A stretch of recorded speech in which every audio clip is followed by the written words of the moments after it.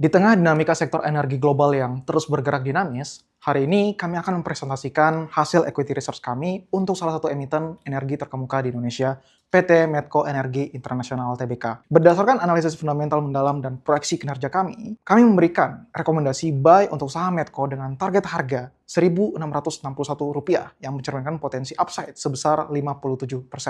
Secara umum, portofolio operasional Medco ini terbagi menjadi dua, yaitu oil and gas dan juga ketenagalistrian atau power. Jika kita lihat grafik segmen pendapatan di sebelah kanan, 93% pendapatan Medco itu berasal dari oil and gas. 7%-nya ya itu berasal dari portofolio power mereka. Secara geografis ya pendapatannya itu berasal cukup berimbang. 48% dari kawasan Asia, 45% dari pasar domestik Indonesia, 7% sisanya dari Afrika dan Timur Tengah. Artinya Medco di sini cukup diversified dan tahan daripada resiko ketahanan regional. Di segmen migas, volume produksi Medco itu sangat konsisten. Setelah sempat melandai di tahun 2004, produksi kembali melesat kuat hingga mencapai 169.000 barel di kuartal pertama tahun 2006 ini. Untuk keseluruhan tahun 2006, manajemen menargetkan tingkat produksi di kisaran 165 hingga 170.000 barel. Ada aspek krusial dari portofolio gas Medco yang sering terlewat. Struktur penetapan harganya. Sebesar 30% produksi gas itu dikunci dengan fixed price. Sementara 50% berpatokan pada index price. Dan 20% sisanya adalah minyak. Nah, struktur harga gas yang sebagian besar terikat kontrak jangka panjang dan fixed price yang menjadi bantalan atau pengaman yang sangat ampuh dalam meredam gejolak harga minyak mentah dunia. Kemudian di segmen listrik sendiri, melalui Medco Power, kapasitas terpasang terus bertumbuh secara organik. Dari 2.864 MW di tahun 2022 mencapai 3.173 MW pada kuartal pertama 2026. Dengan operasional migas yang tangguh, diversifikasi juga ke sektor power yang stabil, kita bisa melihat bahwa fondasi bisnis Medco itu sangat kuat. Lalu, bagaimana lingkungan makroekonomi dan geopolitik global membingkai kinerja Medco saat ini? Karena seperti yang kita tahu bersama, sektor energi itu sangat rentan terhadap gejolak geopolitik. Jika kita perhatikan grafik harga minyak dunia dari rentang 2020 hingga 2026 di slide ini, dinamika komoditas energi melewati siklus yang sangat dramatis. Mulai dari COVID-19 di tahun 2020 hingga eskalasi geopolitik yang memanas antara US-Israel vs Iran. Gejolak ini sempat memang memicu spike harga minyak hingga $100 lebih, kembali melandai ke kisaran $73 per barel, seiring berkembangnya kesepakatan damai antara kedua negara tersebut. Namun, apakah kenaikan harga minyak ini berarti pasti positif untuk Medco? Dari sisi kami tidak mau membaca landscape makro dan kenaikan harga minyak ini secara naif sebagai pure windfall atau sekedar angin segar yang sepenuhnya menguntungkan Medco. Mengapa? Ketika harga minyak dan gas naik, maka ini akan memberikan tekanan pada nilai tukar dan juga tekanan pada harga energi yang berdampak pada melemahnya ekonomi real sehingga berujung melemahnya pasar saham secara keseluruhan. Ketika harga minyak melonjak, biaya transportasi dan produksi ikut naik.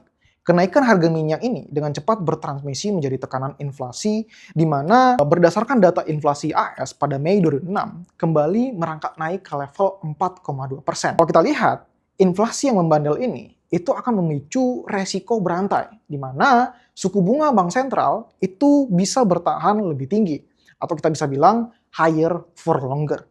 Suku bunga yang tinggi inilah yang merusak pasar ekuitas secara keseluruhan. Ia memicu sentimen risk off, di mana arus modal global cenderung keluar dari instrumen beresiko seperti pasar saham dan beralih ke aset yang lebih aman atau safe haven. Sentimen risk off inilah yang menahan valuasi saham secara umum saat ini. Kabar baiknya, dari grafik proyeksi suku bunga AS di sebelah kanan, seiring dengan mulai meredanya konflik geopolitik, tingkat probabilitas kenaikan suku bunga itu menjadi relatif lebih kecil. Kemudian, tekanan risk off global dan penguatan harga minyak global yang membuat defisit APBN semakin melebar, ini juga berdampak menekan mata uang kita, rupiah. Seperti yang terlihat pada grafik USD IDR, nilai tukar rupiah mengalami depresiasi yang signifikan hingga ke level 18.000 rupiah per US dollar. Untuk membendung pelemahan rupiah serta menahan ancaman imported inflation, Bank Indonesia terpaksa mengambil sikap tegas dengan menaikkan BI rate di level 5,75% per Juni 2026. Namun, terlepas dari semua faktor makro itu, kami percaya bahwa Medco memiliki posisi yang cukup aman. Sebelum kami masuk ke penjelasan tesis yang mendukung argumen kami untuk melakukan buy untuk Medco, kami ingin memperlihatkan historis pergerakan harga Medco sejak tahun 2020 yang selalu konsisten mengalami kenaikan.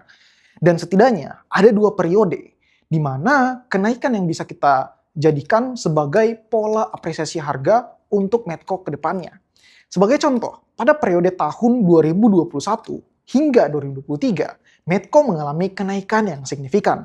Karena harga minyak tinggi, ya, perang Rusia-Ukraina, lonjakan produksi dari akuisisi koridor, dan mencetak laba rekor tertinggi di tahun 2022. Kemudian kita lihat di tahun 2025, kemarin Medco juga mengalami apresiasi harga yang sangat tinggi, di mana kenaikan ini berdasarkan nilai penyertaan aman yang juga ikut naik dan produksi yang stabil serta lonjakan minyak Iran.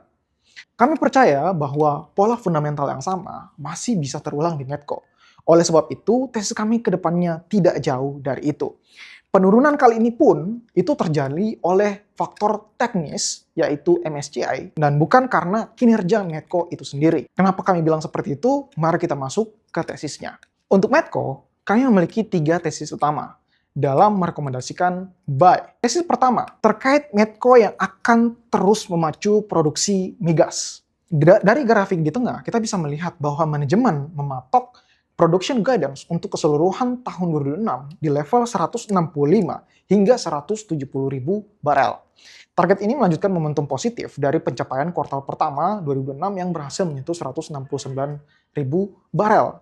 Yang tak kalah menarik, strategi ekspansi agresif Medco ini juga inline sebenarnya dengan prioritas strategis pemerintah Indonesia untuk target produksi migas nasional hingga mencapai 1 juta barel per hari. Kita masuk ke tesis kedua yang menurut kami merupakan salah satu katalis value creation paling menarik dari Medco, yaitu efek turnaround aman. Melalui kepemilikan sekitar 20,9% saham di PT Aman Mineral Internasional Tbk, Medco secara langsung memiliki exposure pada salah satu tema komoditas terkuat di dekade ini, yaitu tembaga dan emas. Coba perhatikan grafik harga tembaga di sebelah kiri, yang mengalami kenaikan signifikan tembus hingga $6 per pound. Mengapa ini terjadi? Hal ini karena dunia sedang mengalami dorongan permintaan masif yang datang dari 3 mesin utama, yakni transisi energi, elektrifikasi global, dan juga boom infrastruktur data center serta AI. Nah, transisi ini berpotensi meningkatkan demand daripada tembaga hingga 3 kali lipat di tahun 2045.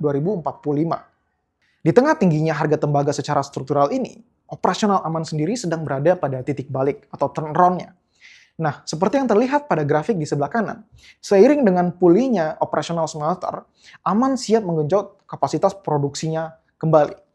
Nah, di mana produksi tembaga dan juga emas secara signifikan hingga di tahun 2029. Medco mendapatkan seluruh potensi kenaikan atau upside daripada super cycle tembaga ini, tanpa perlu membebani neracanya dengan alokasi capex pertambangan secara langsung. Nah, ini adalah bentuk exposure yang sangat ideal bagi para pemegang saham Medco. Kita masuk ke tesis yang ketiga. Pertumbuhan operasional yang agresif tentu tidak ada artinya jika tidak didukung oleh neraca yang sehat dan arus kas yang kuat. Di slide ini, kita bisa melihat bagaimana kualitas keuangan Medco terus menguat secara fundamental. Pertama, mari kita lihat grafik kinerja laba di kiri atas. Setelah sempat mengalami tekanan di tahun 2025, akibat gejolak komoditas di mana laba bersih tercatat Medco itu hanya sekitar 101 juta US dollar. Kita menyaksikan momentum pemulihan yang cukup signifikan pada awal tahun 2006 ini. Pembalikan turnaround ini itu didorong oleh kombinasi efisiensi operasional serta pulihnya kontribusi positif daripada aman tadi. Nah, meskipun telah melandai dari tahun 2023-2024 ya, Medco ini masih cukup resilient dengan menjaga EBITDA marginnya konsisten di atas level 50%. Kemudian, dari sisi neraca, kita bisa melihat nih, kalau Medco itu secara disiplin mengelola rasio persebaran utangnya dengan menjaga cost of debt-nya tetap stabil ya dan terukur di kisaran 6,7%. Struktur pendanaan ini itu juga cukup terdiversifikasi secara sehat antara USD bond, either bond, dan pinjaman bank. Nah, kalau kita lihat USD bond juga mengalami penurunan sejak tahun 2021, di mana Medco berarti sadar bahwa mereka perlu melakukan mitigasi daripada pelemahan rupiah atau penguatan dolar ke depannya. Nah, yang paling krusial adalah kalau kita lihat restricted group debt-nya daripada Medco, ya di mana Medco tidak membiarkan utangnya itu menumpuk tanpa rencana penanganan. Ya, perusahaan itu telah menyiapkan skema pelunasan utang yang cukup terstruktur kami bilang melalui kombinasi installment atau cicilan dan bullet payment. Nah, mulai dari 277 juta pada 2006 ya hingga 331 juta pada 2007. Dan ini berangsur menurun secara terkontrol di tahun-tahun berikutnya. Strategi deleveraging yang disiplin ini secara bertahap akan menurunkan beban bunga, menyehatkan rasio solvabilitas, serta memberikan ruang arus kas yang lebih lega bagi perusahaan ke depannya. Kemudian kita lanjut ke ESG daripada Medco ya, Bapak Ibu semua. Komitmen seperti ini tuh bukan cuma di atas kertas, bukan cuma jargon juga gitu, melainkan suatu hal yang penting atau hal utama dalam menjaga license to operate mereka, serta akses ke pendanaan global yang jauh lebih murah. Strategi keberlanjutan Medco berdiri di atas 3 pilar utama, yaitu value, fokus, dan growth. Ya, bukti paling konkret daripada keseriusan tata kelola Medco dapat kita lihat pada grafik peringkat ESG MSCI rating. Di tahun 2021, Medco itu hanya mendapatkan triple B, ya, hanya triple B. Tapi di tahun 2006, Medco berhasil mendapatkan triple A.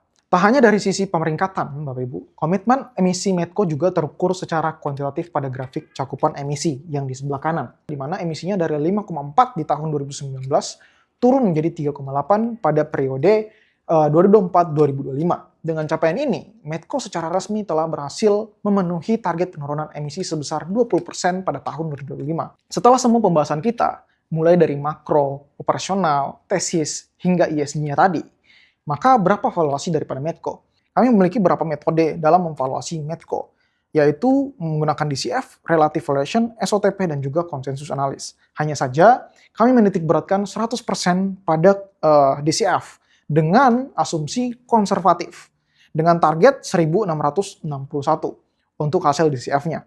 Adapun forecasting assumption kami adalah sebagai berikut, dengan revenue CAGR ya sekitar 2%, net income sekitar 20%, ya, kemudian masuk ke EBITDA margin dan ROIC sekitar 50 dan 10%. Kemudian untuk cost of equity itu sekitar 16%, sedangkan WACC sekitar 10,5%. Untuk property growth-nya itu kami hanya taruh di sekitar 0% karena kami merasa memang untuk terminal growth ini adalah bentuk pendekatan konservatif kami mengingat sifat alami industri migas yang bersiklus dan juga banyak ketidakpastian. Kami sadar bahwa ada beberapa resiko yang bisa membayangi daripada, ya resiko pertama adalah resiko harga minyak dan gas. Ya, jika harga minyak mengalami tekanan ya, misalnya turun ke 60 US dollar, maka netback dan margin hulu mungkin akan mengalami sedikit penurunan dan menurunkan target harga sekitar 1.530, ya berdampak langsung ke DCF. Dari sisi technical analysis, kami melihat Medco sangatlah menarik. Kenapa? Karena kalau kita lihat dari weekly-nya, Medco saat ini sedang berada pada fase uptrend. Menggunakan Fibonacci, Medco itu selalu mengalami pemantulan dari support Fibonacci Fund, yaitu angka 0,618. Dan kami percaya jika melihat pola harga historis Medco selama 5-6 tahun belakang, maka harusnya Medco juga di level saat ini bisa mengalami pemantulan harga. Secara garis besar, ada 3 alasan utama yang membuat peluang di saham Medco ini sangat menarik untuk kita ambil. Alasan pertama yaitu value yang belum diakui oleh pasar. Menurut kalkulasi kami, Medco saat ini berada pada kondisi misprice atau salah harga. Pasar seolah belum sepenuhnya mengapresiasi nilai intrinsik Medco, terutama dari kepemilikan sahamnya di aman. Alasan kedua yaitu cash cow bermargin tebal yang resilient. Dengan efisiensi operasional dan margin keuntungan yang tebal, Medco memiliki ketahanan luar biasa dalam memberikan downside protection bagi para investor. Kemudian, yang ketiga itu adalah neraca yang menguat dan laba yang membaik. Ya, Medco menunjukkan komitmen yang sangat kuat dalam memperbaiki struktur permodalan mereka melalui deleveraging atau pengurangan utang secara konsisten. Dan kombinasi ini itu menurunkan beban keuangan dan pemulihan operasional ke depannya. Ini membuat perusahaan itu semakin sehat. Sekaligus ini akan mendorong momentum pemulihan laba nantinya ke arah yang jauh lebih positif. Ketiga pilar inilah yang menjadi fondasi dasar kenapa kami melihat Medco menawarkan risk to reward ratio yang sangat atraktif saat ini. Oleh karena itu, kami menyarankan buy untuk Medco. Demikian pemaparan dari kami. Saya Muhammad Aryat, saya pamit undur diri. Terima kasih.